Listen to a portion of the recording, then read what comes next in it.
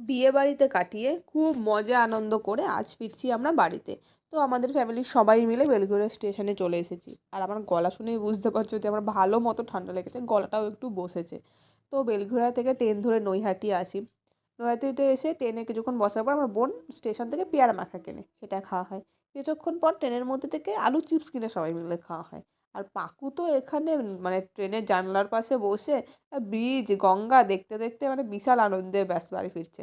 ব্যান্ডেল স্টেশনে নামতে নামতে দুপুর মতো হয়, খিদেও পেয়ে গেছিলো। সেখান থেকে আবার মুড়ি মাখা কেনা হয়। সত্যি কথা বলতে এই মুড়ি মাখাটা যেহেতু মানে স্টেশনে টেনেই পাওয়া যায়, ভালোও লাগে খেতে। মানে কারো কোনো রেশ নেই, মানে জানে বাড়ি যাচ্ছি যা পারি খেয়ে যাই। সেদিনকে বাড়িতে এসে আমাদের এখানে ঠাকুরবাড়ির মেলা ছিল। ঠাকুরবাড়ি বলছে উদ্ধারণ দত্ত ঠাকুরবাড়ি, তার মেলা। অনেকেই হয়তো জানো তার পূর্ব নাম ছিল দিবাকর দত্ত। নিত্যানন্দ মহাপ্রভু যখন শিষ্যদেরকে নিয়ে সপ্তগ্রামে আসেন, প্রায় ৩ মাস বলা হয় সে নাকি এই ঠাকুরবাড়িতে ছিল। এবং দিবাকর দত্ত তার প্রিয় রাঁধুনি এবং তার অনেক পুজো অর্চনাও করতো। তারপরে সে দীক্ষা নিয়ে তার নাম হয় উদ্ধারণ দত্ত। এরকম আরও অনেক কাহিনী আছে। উদ্ধারণ দত্তের সমাধি বলা হয় যে বৃন্দাবনে করা হয়েছে, কিন্তু তার শরীরের একটা অংশ নাকি মানে এই ঠাকুরবাড়িতে সমাধিস্থ করে সমাধি মন্দির তৈরি করা হয়। হয়তো এরকম আরও অনেক কাহিনী আছে, আমার সমস্ত কিছুটা জানা নেই। এইটুখানি আমি বাড়িতে শুনেছি আগেও অনেকের কাছে।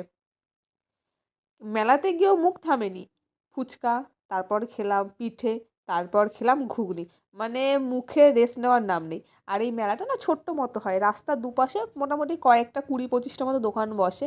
আমাদের এই সপ্তগ্রামের লোকজন মিলেই একটু মেলা হয়। সন্ধে বাড়ার সঙ্গে সঙ্গে মেলাতে আরেকটু ভিড় হয়। আমি একটু সন্ধ্যের দিকে গেছিলাম।